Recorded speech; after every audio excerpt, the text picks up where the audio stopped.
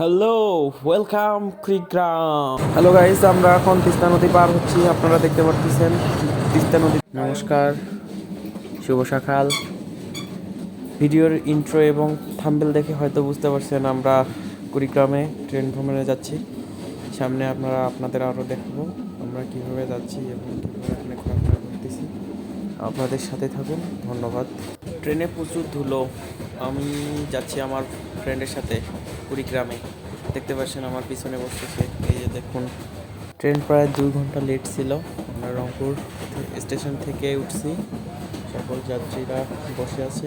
আমরা গ্রামের পাশ দিয়ে যাচ্ছি, অনেক সুন্দর। আমরা এখন অবস্থান করছি কাউনিয়া স্টেশনে, কাউনিয়া রেলওয়ে জাংশন।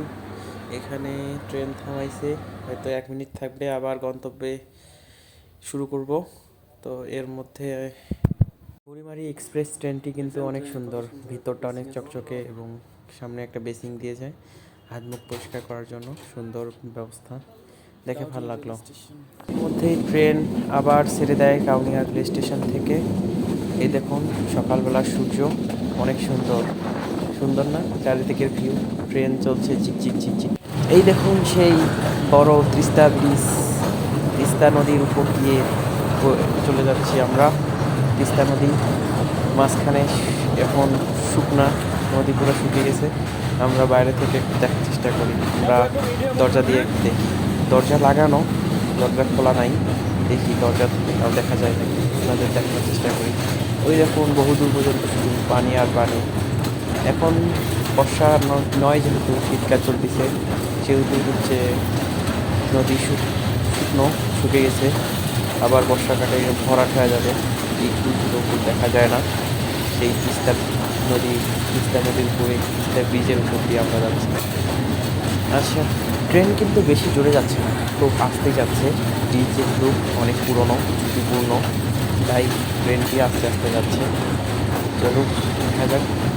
তারপর তো ব্রিজ পার হয়ে আবার গতি বাড়িয়ে দিবে। আমরা জানি যে কুড়িগ্রাম এক্সপ্রেস ট্রেনটি অনেক দ্রুতগামী, তার ইতিমধ্যেই গতি বাড়ানো শুরু হয়ে গেছে। এখানে কি ব্রিজের কাজ হচ্ছে? সম্ভবত এখানে ব্রিজের কাজ হচ্ছে, তো এই আস্তে আস্তে যাচ্ছে।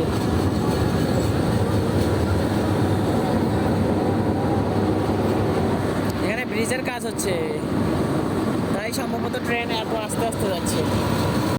সাথে থাকছে কিছু সিনেমাটিক ভিডিও, এখন দেখুন, চলুন।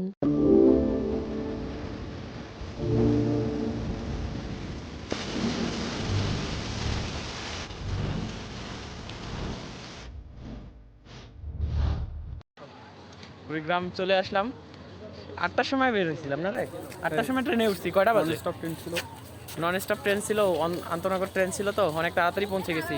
1 ঘন্টা লাগে নাই, 1 ঘন্টার কম সময় 1 ঘন্টার কম সময় চলে আসছি রংপুর থেকে। সবাই ট্রেন থেকে নেমছে, আমরা নামলাম। তো বের হই স্টেশন থেকে। কুড়িগ্রামের স্টেশন থেকে বের হলাম। আমরা এখন যাব টেক্সটাইলে যাওয়ার পর এক ছোটো ভাইয়ের সাথে দেখা করব। দেখি এখন একটু প্রথম কুড়িগ্রামে আসা, চিনি না এখানকার জায়গা, খালি একটা জায়গার নাম চিনি, টেক্সটাইল। ওখানে পৌঁছতে জানি না সামনের কোন দিক, রাস্তা থেকে কোন দিক যাইতে হবে, একটু মানুষের কাছে খোঁজ নেই। দেখি এই হাটটি থেকে, এদিক তো স্টেশন থেকে বের হয়ে আসলাম, হাঁটি চলেন। এর সাথে ফ্রেন্ড আছে। কিছুক্ষণ বিশ্রাম নেওয়ার পর আমরা চলে আসি কুড়িগ্রাম পলিটেকনিক ইনস্টিটিউটে। এখানে একটি জব ফেয়ার অনুষ্ঠিত হচ্ছে, এটা দেখতে। রাতের কুড়িগ্রাম পৌর মার্কেট, বাজারটা ঠিকঠাক লাগলো। মার্কেটে অত লোক নাই, খুব কম পরিমাণে সংখ্যক লোক বাজারে। আমরা দেখতেছি, চারপাশে ঘুরে দেখতেছি, লোকজন তেমন নাই। রাত এখন বাজে প্রায় 8:30, লোকজন নাই। পাশে দেখি বাজার অনেক বড়ই আছে, চলো, মাছ নেই বড়। এপাশে মাছের বাজার, এপাশে সবুজ শাকসবজি। পুরো বাজারে। দেখি 4-5টা ঘুরে দেখতেছি, দেখাচ্ছি লোকজন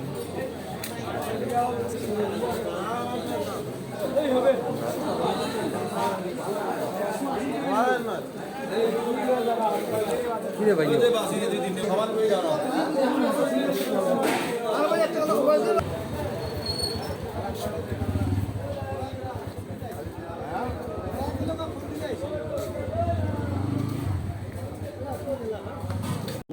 সকাল।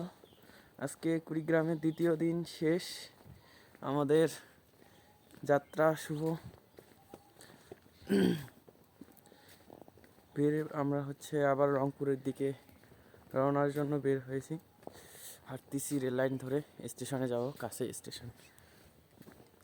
এখন বাজে কটা বাজে দেখো তো রুমে, 6টা কত 45 40 বাজে, 7টায় ট্রেন। আমি তো ট্রেনে যেয়ে দেখা করতেছি। আমরা যাব কুড়িগ্রাম এক্সপ্রেসে। স্টেশনে আসছি, ট্রেন পুরা 1.5 ঘন্টা লেট। কি আর কর ভাই, বাংলাদেশ রেল যোগাযোগ। সাবাস সাবাস।